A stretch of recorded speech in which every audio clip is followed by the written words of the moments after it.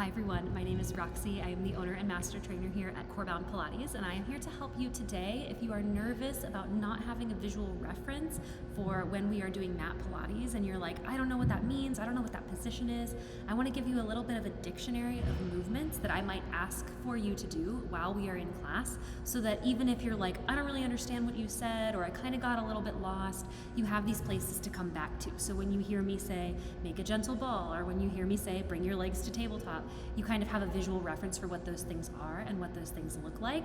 That way you feel a little bit less stressed as we are going through mat Pilates. So let's get into it. I'm going to just walk you through from start to finish some of the stuff that you will see, and then let me know if you have any questions or if there's anything else that you would like a little bit more guidance on. Okay, let's do it. When we start out class, I'm going to have you lay on your back. I'm going to say stretch your body nice and long, reach yourself all the way out into space. Pretty much always, we're going to start laying on our back so that your spine has a chance to decompress. When you're here, I'll give you cues for your hands, for your feet, for your knees, for your back. I might tell you how to breathe and say breathe into your belly, breathe into your lower back, breathe into your lungs. But this is our laying flat position, or full body stretch. So I might call this laying flat, I might call it full body stretch. I'll say inhale to stretch your body long. You can add the arms if it feels good. I'll say exhale, hug your knees into your chest, make a gentle ball. Let your head rest. This is our gentle ball position, or our rest pose. So we'll come back here quite often throughout the workout. As you can see, I'm already naturally finding a little bit of a rock with my knees. I might also circle those knees around, grabbing one hand on each knee, rolling, maybe I open, close the knees. It just depends on what I'm asking you for, but this gentle ball is a good rest pose. We come back here quite a few times in the workout. So as I say, extend your body long, stretch your body all the way out on the mat, full body stretch, hug your knees into the chest, find a nice gentle ball. Those are two positions that we will come back to in pretty much every flow. So if you ever have any questions or concern about what is being asked of you, you can always come back to this ball, finding this rest pose, and just hang out here until you feel good to go with whatever is being asked of your body next. Another thing I may ask you for is to bring your legs to tabletop. Tabletop is going to be a 90-degree bend. My hips are underneath my knees are in line with my feet. So if I were to balance martini glasses on top of my shins, they wouldn't spill. That's our tabletop position. Some common mistakes I see with tabletop are having the knees here or having the legs like this. You really want to keep that 90-degree bend, and you really want to keep those heels parallel to the floor. If this position feels too intense for you when you're learning, if this feels too difficult, you can always pull your knees in a little bit closer to help you find it a little bit more accessibly. And you can always come back to your rest pose if you need a breather here. That's going to be the best option. You want to come closer to your center, pull everything in towards the middle of your body. So legs in tabletop, pulling those knees in towards the chest. I'll also cue you when your legs are in tabletop, maybe to reach your hands towards the ceiling or all the way back. Make sure you're paying attention to what the reference point is. So if I say towards the ceiling, I want you to think, where's the ceiling? Straight up. Where are the lights? Where's the sky? Where am I reaching? A lot of times when we're laying on our back and I say reach your hands up, people are like, okay, I'll go here. But up is actually this direction. So make sure you're paying attention to where I'm telling you to put your hands. Yes, so legs in tabletop. I'll say often, curl your head and shoulders up. And I mean crunch. I don't mean sit up. I don't mean come all the way up. I just mean the head and shoulders a little bit. If I do mean come all the way up, I'll tell you, come all the way up onto your sit bones, onto your butt, into a little balance. But when we're in tabletop with our head and shoulders lifted, just a little baby lift. You can come back to that ball for a little rest. A transition that I cue all the time that I really love is rolling up onto your butt to find balance. This is something that may be very challenging for you, especially if you're new to this. So if this feels crazy, that's okay. You're going to build the strength. You're going to get there over time. But I just want you to be mindful. If this feels a little ridiculous, yeah, it is. It's hard. It's a transition that is challenging, so give yourself grace. I will say, grab the back of your legs. Bring your hands to the back of your knees.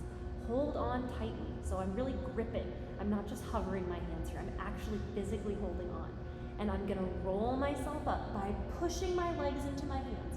Not just hovering, pushing my legs into my hands to help me get up onto my butt. Yes, and this little balance is where we're going to be doing a lot of work. So I will often find you here in this shape. I'll say maybe lift your elbows wide, maybe reach your hands forward, maybe straighten your legs, maybe straighten your arms.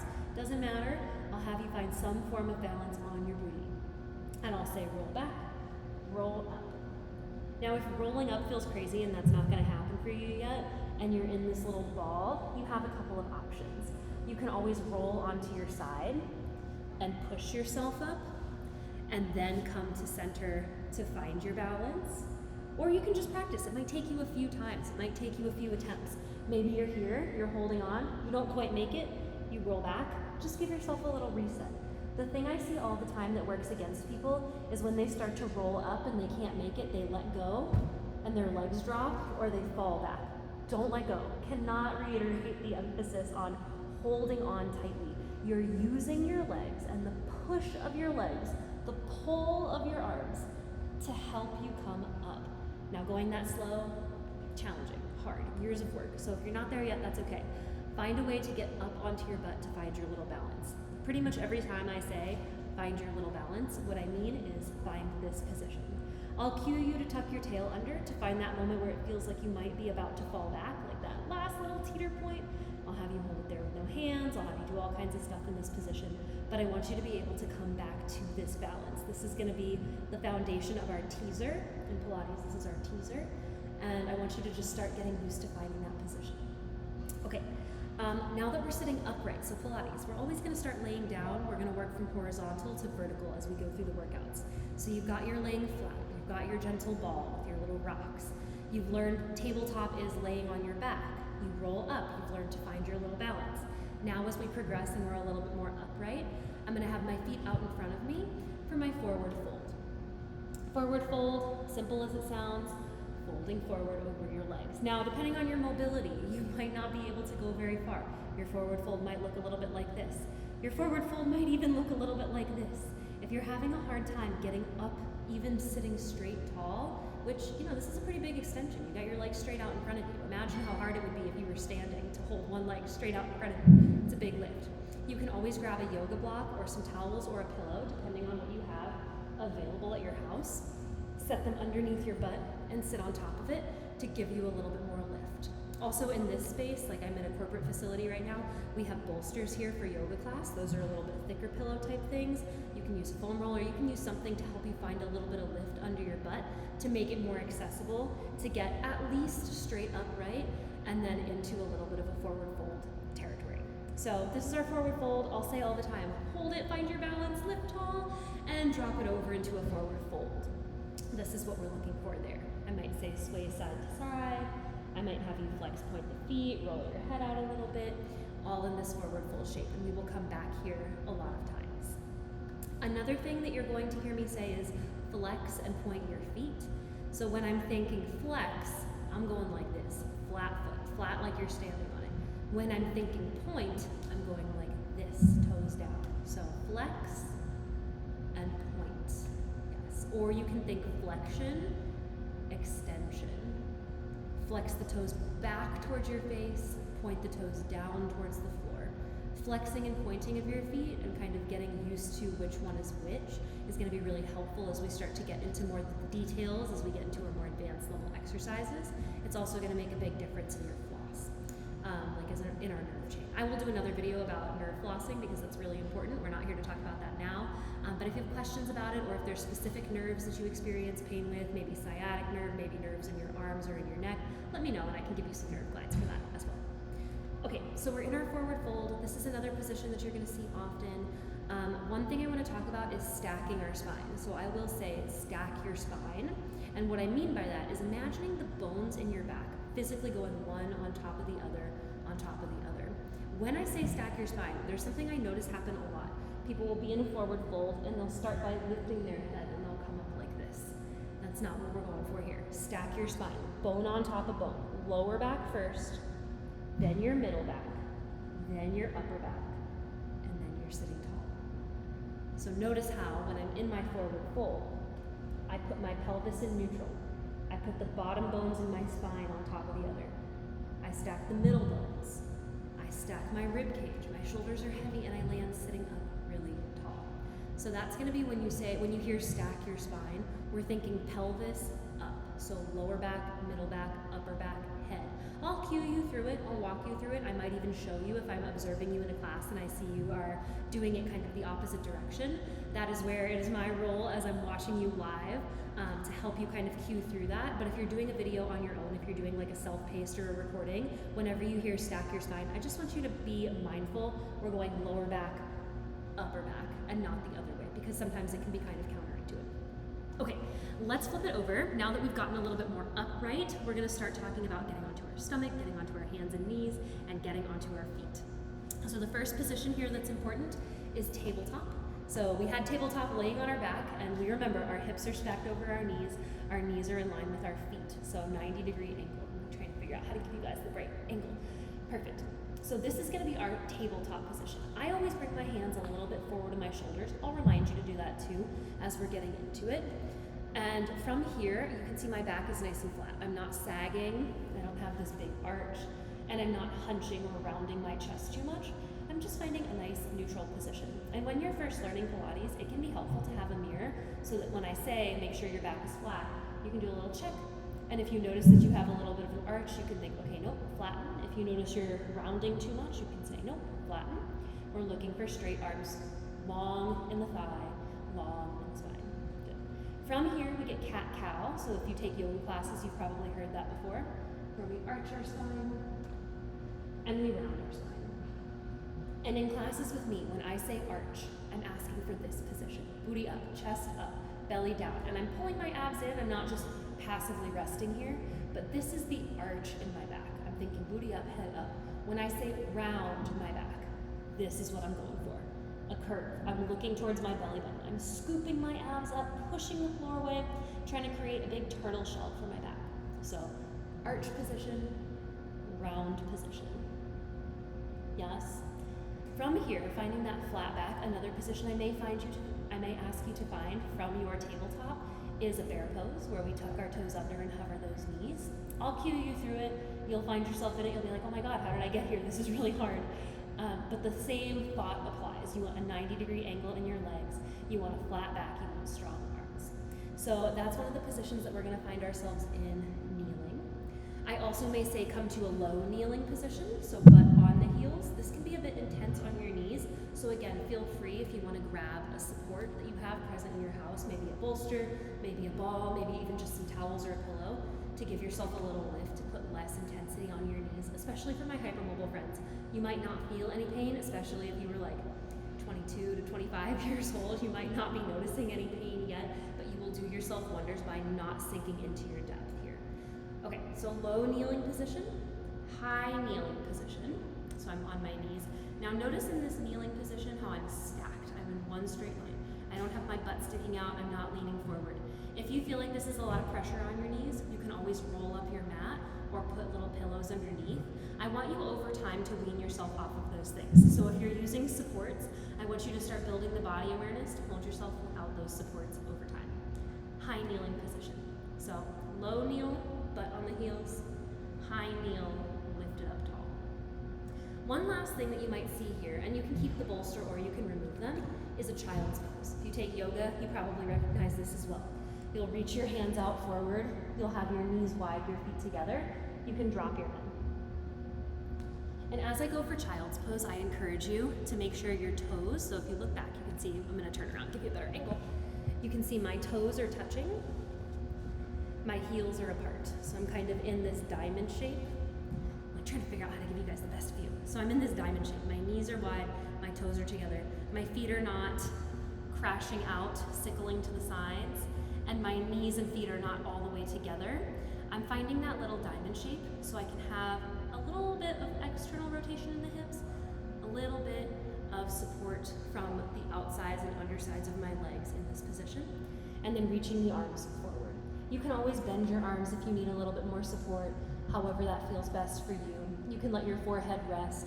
You can put that same bolster between your butt and your heels, or maybe you even put that bolster between your thigh and your stomach to give you a little bit more space here. So those are some ways to modify your child's pose. Other things on this orientation, we'll be laying on our stomach. So if I'm laying flat on my stomach, that's all the way down. I'm gonna have my heels together. So same thing with that child's pose. Heels are connected. And then I'm gonna be laying down flat. pushing up into a cobra stretch. So in yoga, you may do cobra, you have your feet wide, you're just kind of resting in this stretch. In Pilates, my cobra is going to be a little bit different. It's called swan, so it's different exercise. It's movement, not a pose. You're going to have your feet together. You're going to be lifting with your muscles first. Notice I'm holding myself here without my hands. I'm going to push myself up. My elbows are in, my shoulders are back. You might get elbow pops here, that's normal. My belly button is lifting off the mat, and I lower down. So in Pilates, you may not get as high in your cobra. You may not be able to go all the way up, especially if you're new. Totally okay. I would rather you preserve the integrity of your lower back and think about moving from your muscles here, pushing yourself as high as you feel like you can lift. Maybe you go all the way up with your feet together. Look how high my belly button is off the floor. My lower back isn't bent. This is a lot of work. I'm going to come down. Drawing my elbows in, my shoulders back, all the way down to your stomach. I may give you the option to move your feet apart and press yourself up into a stretch that feels more accessible. And then round, remember what round is, rounding our spine to come back to our child's pose. Yes. So those are some things lying flat on our stomach. You want to be able to connect to these poses. I should guide you through it. So when you're taking a class with me, I'm going to be like, hey, find your child's pose. That might be the thing where I don't give you like step-by-step instructions to get into it. If you can find a child's pose, everything else from there, you should hear words that tell you where to go. Like if I want you to come up onto your hands and knees, I will tell you, pull yourself onto your hands and knees, finding a tabletop. You know, you heard hands, you heard knees, you heard tabletop. You start to know what all of those things mean. You can get into that position. You can come back to that position, just like we came back to our gentle ball, if you need a place to stop because you didn't understand the cues. So hopefully this has been helpful. Last couple things I want to talk about are our downward dog. So usually as we finish out Pilates, you'll know you're getting close to the end because we'll be working on planks, we'll be getting a little bit more upright, tucking your toes under, finding a downward dog. You can take pedals with your feet here, you can do a little booty bounce if it feels good, you can take some shoulder shrugs, maybe some hip sways, but in general this shouldn't feel like a plank. You shouldn't be so far forward that you're dying. It should be a little bit more comfortable that you can hang out here for a while. So if you're feeling like your arms are really fatiguing, I want you to think butt to the sky, face down, booty up, hold it here, and then give yourself a moment. We'll walk into a forward fold. And if you remember forward fold from earlier, it's the same thing except now we're standing. I want you to give yourself permission to have a bent knee if that feels more comfortable. If you're locking your knees out and you're up here and this feels miserable and like trash in your body, give them permission to bend, let it hang, let it drop. If you can't reach the floor, you can always grab yoga blocks or something to place underneath you, or if you have that same bolster from earlier, just to give yourself a little bit of height. This is optional. If you feel like you can support it, that's okay to hang out here. So we're in our forward fold. I'll have you guys come into a Pilates V shape. So Pilates V, you can look at my feet. Similar to when we were like doing our child's pose discussion, my toes are about a fist distance apart. You can measure if you want, one fist. Common thing I see is people being way out here. This is too wide, this is not what we're going for. Just a little guy, just a small slice of pie, like if you wanted to eat 10 pieces of pie at Thanksgiving, you don't want to have you don't want 10 huge slices, you know, you want little samples. That's what we're going for here. So I'll say come into a Pilates V. We'll do a little squat here, and when you come into that little squat, I'm gonna have my heels pressing down, my knees inside the frame of my body. So they're not gonna go wide, my heels aren't gonna lift. This is not what we're asking for here. We're disciplining ourselves to stop with heels down, knees inside the frame of the body. Some of you might be able to go all the way down. This is one of my limitations. I can get, depending on the day, about here, and I'll tell you, this is about 6 inches further than I could get last year, so slow and steady wins the race on this one. But we're getting a stretch through the back of our legs, we're finding support, we're not just sinking into our end ranges here, we're giving ourselves challenge, we're adding challenge. I'll say extend your legs, and if you remember from earlier when I say stack your spine, we go pelvis first, we go lower back, we go middle back, we go upper back, we land tall, we take some shoulder circles. Last little bit here, I'll have you guys lifting up on tippy toes and lowering down. You'll stay in that Pilates V. Your heels will stay together. You might be able to get higher if you let your heels pop apart. We're finding discipline and control here. We're keeping them connected as we lower and lift. So those are some of the positions that you're gonna see in classes with me. I want to talk about one more cue before I part with you. Always feel free to refer back to this video, and if there are other things that you're unclear about in class, feel free to let me know, because I can happy to give you guys the tools and give you guys a visual reference so that you know what's being asked of your body. And as you get used to my cues, as you get used to doing my workouts, you'll start to hear things come back. Okay, last little bit here. I want to talk about some landmarks in our body. I'm gonna get my shirt out of the way. Okay, so I see my ribs here. I'm gonna bring my fingers to my bottom ribs, and then I'm gonna bring my other fingers to the bony part of my hips, yes. So thumbs on my ribs, fingers on my hip bones, and I'm gonna think about pulling these landmarks all closer together. So that's me pulling my rib cage closed and down, and that's me rotating my pelvis under to connect. And if I turn sideways, you see a different angle. I want you to look at the natural sway of my back. When I pull my ribs down and my pelvis forward, I start to iron out that natural curve of my back. I close my ribs, I flatten my stomach, I have my abs working in coordination. So a lot of times when we're doing a workout, I'll say bring your fingers to your ribs, your thumbs to your hip bones, or your thumbs to your ribs, your fingers to your hip bones. I'll say pull those landmarks closer together. So thumbs and fingers, everything coming in. This is giving you stability. You may also hear a Pilates instructor say, draw your abs in and up. This is the same mindset here. We're pulling everything in towards our spine so we can find more length. That's what we're doing here. So this cue, if you're like confused about what I'm asking for, find your landmarks. I can feel the bones here. I can feel the bones here. Print, print. And your hands should be big enough to feel both. You can always come lower on your ribs. I have really big hands for my body, so for me it's like easier, but you can go middle fingers and thumbs. You can also just find like one corner on each side and think about pulling them closer together, or you can have both hands on your ribs, both fingers on your pelvis, depending on your individual body. But when I say bring your hands to those landmarks on the front of your body, that's what I'm looking for here. This will be a really helpful tool, especially since you're training online and I won't be able to give you the hands-on cue. This is a tool for yourself to help you find this engagement during all the exercises where we're trying to find that center body stability. Okay, I hope this was helpful. If you think of anything else that you have questions on, any positions that are unclear to you as you're going through these workouts without a visual demonstration, let me know. I am happy to continue providing content like this, and I'm really looking forward to putting out more. Bye for now.